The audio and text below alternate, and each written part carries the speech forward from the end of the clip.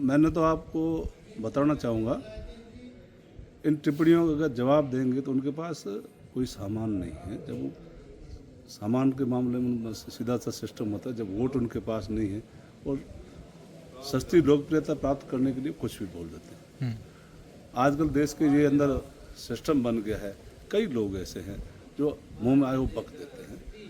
ऐसे बकवास करने वालों का अगर हम जवाब देना शुरू कर देंगे तो कितने लोगों का वो जवाब देंगे। मैं कोई बाई चांस इंडियन नहीं हूँ, बाई चॉइस इंडियन हूँ। मेरे परिवार के लोग, मेरे पैतृक लोग, मेरे जो दादा परदादा लोग वो यहाँ इंडिया के रहने वाले हैं। और पाकिस्तान से क्या संबंध है, उनके खुद के भी रिश्तेदारियाँ हैं, हमारी भी रिश्तेदारियाँ। सीमावर्ती क्षेत्र में ऐसा एक भी परिवार नहीं है जिसकी रिश्तेदारी पाकिस्तान में नहीं।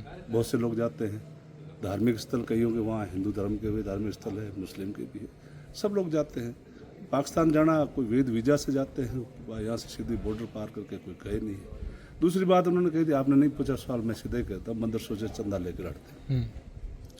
हमारे धर्म में साफ है, जो जक़ात देने के लायक है, और मदरसों में जक़ात का पैसा दिया जाता है जो 2.5% हमारा हर मुसलमान सक्षम पर लागू होता है। 2.5% अपनी इनकम का हर मदरसे में या गरीबों को या पड़ोसियों को देते हैं, उसमें किसी धर्म में विशेष नहीं। तो मदरसों में अमूमन जक़ात का पैसा दिया जाता है, और जक़ात का पैसा अपने घर में अगर कोई वापरता है किसी से ले करके, वो हराम है, उसको हम कतई पसंद नहीं करते हैं।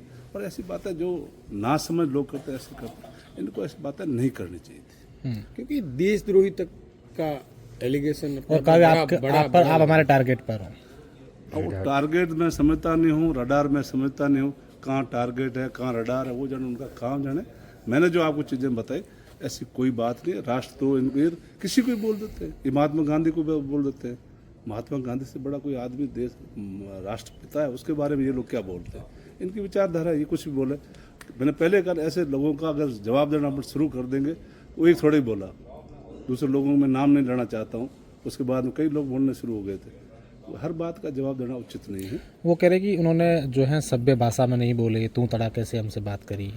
उस मामले में बताना चाहता हूँ, कोई आदमी अगर बड़ा हो जाए, आप मेरे साथी प्रेमदान जी मेरे साथ खड़े हैं, स्वरूप सिंह जी और हम 9वीं और 10वीं में एक क्लास में पढ़े।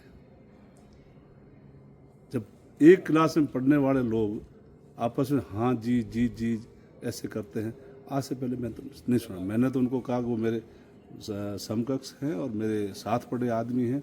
और दूसरा, हम ढाटी लोग हैं, और ढाटी भाषा में अल्लाह को भी तू बोलते हैं भाई।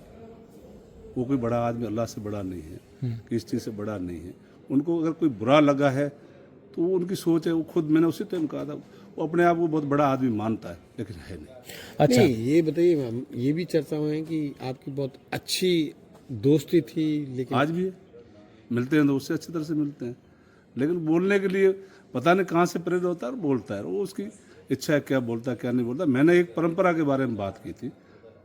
परंपरा बाड़मेर में आज तक जितने राजनीतिक लोग थे, बिरचंद जी से लेकर के, अब्दुल हादी से लेकर के, गंगाराम जी से लेकर, हरी सिंह जी से लेकर, रावत उमेश सिंह जी से लेकर के, बहुत से लोग चुनाव लड़े। अभी जो वर्तमान में भी कई लोग हैं, अमीन खान जी है, मानिंदर सिंह जी है, पद्माराम जी है, हरीश जी है।